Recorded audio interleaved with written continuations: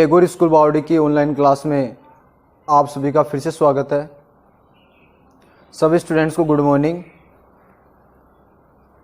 आज मेरी क्लास जो 8th है उसकी ऑनलाइन क्लास है, उसका 8वां दिन है। हम जो पढ़ रहे थे बुआई पढ़ रहे थे और बुआई में आज हम पढ़ेंगे परंपरागत औजार। बुआई करने की जो हम बात करें वो परंपरागत औजारों से भी की जाती है और उसके द्वारा एक नई जो तकनीक काम में ली जाती है सीड ड्रिल, उस विधि के द्वारा भी की जाती है। तो आज हम पढ़ेंगे उसमें परंपरागत औजार। बुआई में परंपरागत औजार, ठीक है। अब देखो जैसे हम बात करें उससे पहले मैं आपको बता देता हूँ, उसमें हम कल ये भी पढ़ा था कि अच्छी गुणवत्ता वाले स्वस्थ बीज होता है उनका चयन करना क्या होता है, आवश्यक होता है और उससे संबंधित हम घर में भी हम उसको काम में ले सकते हैं। उसमें बताया था कि जैसे मान लो कि कोई पानी से आधा भरा हुआ बीकर ले लेते हैं, उसमें एक मुट्ठी गेहूं की डाल देते हैं, कुछ ऊपर रह जाते हैं, कुछ कहाँ बैठ जाते हैं नीचे तली में। ऊपर बैठ के वो क्षतिग्रस्त होते हैं, खोखले होते हैं, इस वजह से क्या होते हैं, हल्के होते हैं और हल्के होने के कारण ऊपर की सतह पर दिखाई देते हैं। लेकिन देखो जैसे हम बात करें कि जो भारी होते हैं और स्वस्थ होते हैं वो क्या होते हैं, नीचे तली में रहते हैं, जिनको अलग कर लिया जाता है और उसे बुआई में काम में लिया जाता है, ठीक है। तो परंपरागत औजारों की हम बात करेंगे कि परंपरागत रूप से बुआई के लिए कीप के आकार के औजार का उपयोग किया जाता है। कीप के आकार का जो औजार होता है उसका उपयोग परंपरागत रूप से किया जाता है, ठीक है ना। अब जैसे उस कीप में क्या डालते हैं, बीजों को डाला जाता है। बीजों को जैसे ही कीप में डाला जाता है तो उस स्थिति में 2 से 3 नुकीले सिरे वाले पाइपों से क्या होते हैं, वह बीज गुजरते हैं। यानी कहने मतलब क्या है कि जैसे ही उस कीप में बीजों को छोड़ा जाता है तो वह बीज 2-3 पाइपों से गुजरती है और वह जो पाइपें होती है वो आगे से कैसी होती है, नुकीली। कैसी होती है, नुकीली होती है, ठीक है ना। और ये नुकीले जो सिरे होते हैं वो मिट्टी को क्या कर देते हैं, बेध देते हैं, यानी मिट्टी के अंदर चले जाते हैं और उनके अंदर, मिट्टी के अंदर क्या कर दिया जाता है, बीजों को स्थापित कर दिया जाता है। परंपरागत औजार की हम बात करें तो ये औजार किस आकृति के होते हैं, कीप की आकृति की। कीप में क्या छोड़े जाते हैं, बीज। अब बीज छोड़ते हैं तो किन में से गुजरते हैं, पाइपों में से। वो कितनी हो सकती है पाइपें, 2 या 3। और नीचे का जो भाग होता है वो कैसा होता है, नुकीला, यानी पाइपें नुकीली होती है जिसके कारण वो मिट्टी में आसानी से धंस जाते हैं और बीजों को आसानी से क्या किया जा सकता है, स्थापित किया जा सकता है। ये तो परंपरागत इन काम में ली जाती है। लेकिन यह विधि होती है उसमें मेहनत ज़्यादा लगती है, श्रम ज़्यादा लगता है, साथ ही इसमें समय भी ज़्यादा लगता है, ठीक है। और जो बीज होते हैं वो मिट्टी से अच्छी प्रकार से नहीं ढकते हैं। बीज मिट्टी में अच्छी प्रकार से नहीं ढक पाते हैं जिसके कारण पक्षी उन बीजों को खा जाते हैं। तो ये थोड़ी समस्या है, ठीक है ना। तो इसमें हम लिखेंगे, ये हमारा टॉपिक हो जाएगा। इसमें आगे लिखो कि परंपरागत रूप से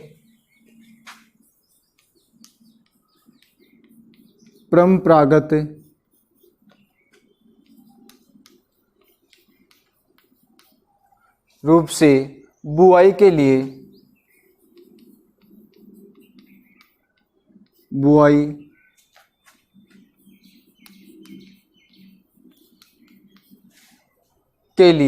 कीप के आकार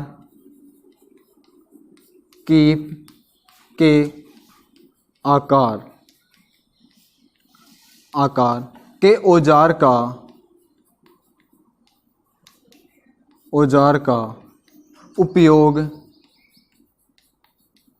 उपयोग किया जाता है। उपयोग किया जाता है, ठीक है ना। बीजों को कीप के अंदर डालने पर बीजों को कीप के अंदर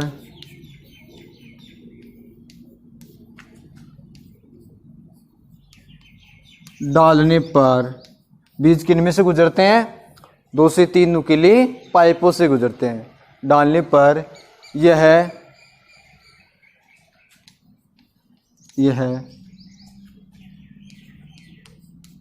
2 या 3 नुकीली सिरे वाले पाइपों से गुजरते हैं। नुकीले सिरों वाली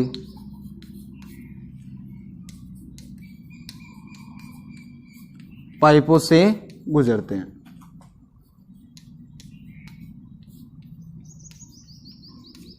ठीक है। उसके बाद में देखो, जिससे हम बात करें, ये सिरे किसके अंदर दसे रहते हैं, मिट्टी के अंदर दसे रहते हैं, और जिसके कारण बीजों को मिट्टी के अंदर आसानी से क्या कर दिया जाता है, रोपित कर दिया जाता है, स्थापित कर दिया जाता है। इसके बाद में हमें ये लिखना है। ठीक है ना। तो इसके बाद में लिखो कि ये सिरे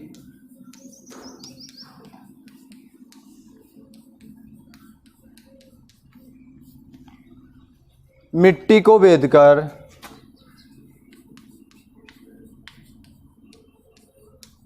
भेदकर बीजों को स्थापित कर देते हैं, बीजों को स्थापित कर देते हैं। तो ये विधि हमने कौन सी पढ़ी है, परंपरागत जो औजार वाली जो विधि पढ़ ली है। इन परंपरागत औजार वाली विधि है, मेरे साथ बोलोगे दोबारा, कि परंपरागत रूप से बुआई करने के लिए कीप के आकार के औजार का उपयोग किया जाता है। किसके आकार का, कीप के आकार का। फिर हम बात करें कि बीजों को कीप के अंदर डालने पर, जैसे ही जो बीज होते हैं कीप के अंदर डालते हैं, तो किन में से गुजरते हैं, 2 या 3 नुकीले सिरों वाले पाइपों से गुजरते हैं। और ये जो नुकीले सिर वाले जो पाइप होते हैं वो क्या होते हैं कि मिट्टी को बेच देते हैं और बीजों को क्या कर देते हैं, स्थापित कर देते हैं। ठीक है ना। तो ये हो गया किसके बारे में, परंपरागत औजारों के बारे में। लेकिन मैंने ये बताया कि ये जो परंपरागत औजार है उसकी वजह से श्रम और साथ में यदि हम बात करें समय, वो दोनों ही क्या होते हैं, ज्यादा लगते हैं। ठीक है ना। तो वर्तमान में जो काम में ली जाती है वो कौन सी तकनीक काम में ली जाती है, सीड ड्रिल जो तकनीक होती है वो काम में ली जाती है। तो ये हो गया हमारे परंपरागत औजार। तो अब अगला टॉपिक लिखेंगे सीड ड्रिल। अगला जो टॉपिक लिखेंगे वो क्या लिखेंगे, सीड ड्रिल।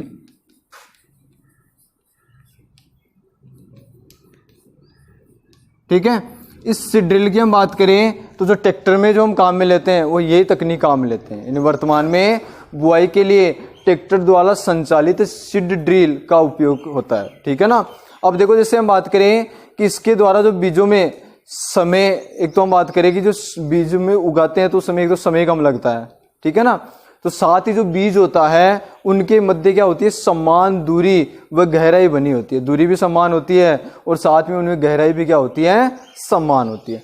यदि दूरी समान होती है तो उस स्थिति में जो सभी जो पादप होते हैं उनको संतुलित रूप से या समान रूप से सूर्य का प्रकाश, पोषक व जल हमें मिल पाता है, यानी उनको मिल पाता है। ठीक है ना।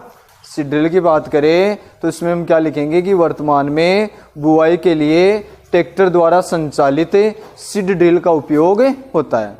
ठीक है। फिर उसके बाद में लिखेंगे कि इसके द्वारा बीजों में समान दूरी व गहराई बनी होती है तथा बुआई के पश्चात जो बीज होते हैं वो मिट्टी द्वारा क्या कर दिए जाते हैं, ढक दिए जाते हैं। सभी हम खेती से संबंधित है अधिकतर जो है, तो हम सभी जानते हैं। ठीक है ना। मिट्टी के साथ साथ क्या कर दिए जाते हैं, ढक दिए जाते हैं, जिसके कारण बीजों को पक्षियों के खाने से रोका जा सकता है। पक्षियों खाने से क्या कर सकते हैं, रोक सकते हैं। इससे समय भी कम लगता है और श्रम भी कम लगता है। तो ये कौन सी तकनीक होती है, सीड ड्रिल तकनीक, जो उस तकनीक से क्या है, श्रेष्ठ, यानी ठीक है। ठीक है ना। तो उसके बाद हम लिख सकते हैं कि वर्तमान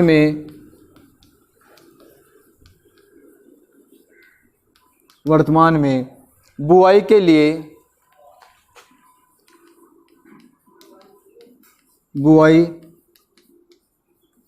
लिए ट्रैक्टर द्वारा संचालित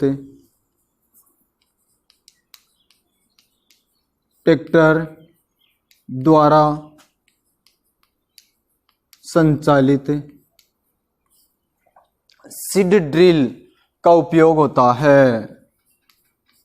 सीड ड्रिल का उपयोग होता है। ठीक है। ये सीड ड्रिल जो विधि होती है उसको काम में लिया जाता है। ठीक है ना। इसके द्वारा बीजों में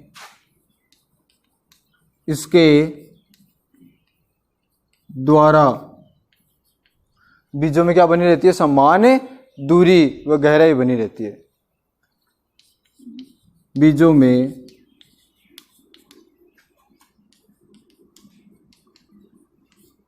समान दूरी व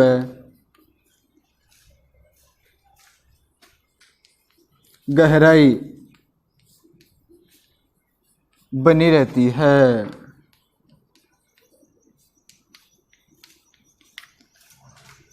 ठीक है। उसके बाद में देखो, जैसे हम बात करें कि तब बुआई के पश्चात बीज मिट्टी द्वारा ढक दिए जाते हैं, तथा इसके बाद देखेंगे कि बुआई के पश्चात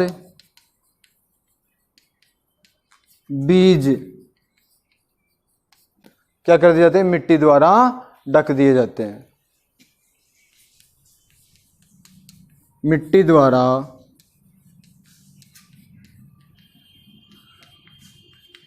ढक दिए जाते हैं। ठीक है ना।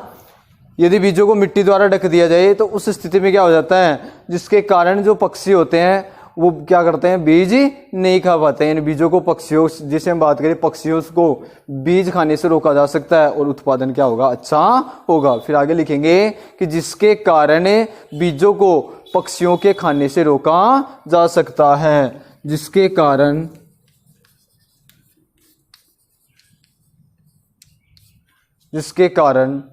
बीजों को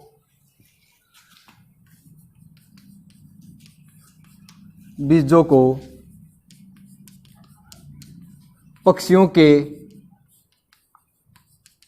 खाने से रोका जा सकता है। और साथ ही यदि हम बात करें, इससे श्रम है यानी मेहनत है और समय है वो भी क्या होता है, कम लगता है। ठीक है ना। यानी मेहनत भी कम लगती है और समय भी क्या होता है, कम लगता है। फिर आगे लिखेंगे हमें सीड ड्रिल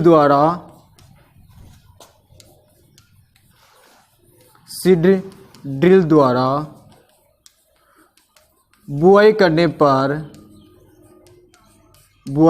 पर श्रम व समय भी कम लगता है। ठीक है ना। तो बजाय उसके ये क्या है, थोड़ी ठीक है, यानी कहने में तो इससे समय भी कम लगता है और मेहनत भी कम लगती है। ठीक है ना। तो समय की क्या की जा सकती है, बचत की जा सकती है। तो ये चीज उतार लोगे और बाकी का जो हम पढ़ेंगे अगली क्लास में पढ़ेंगे। ठीक है।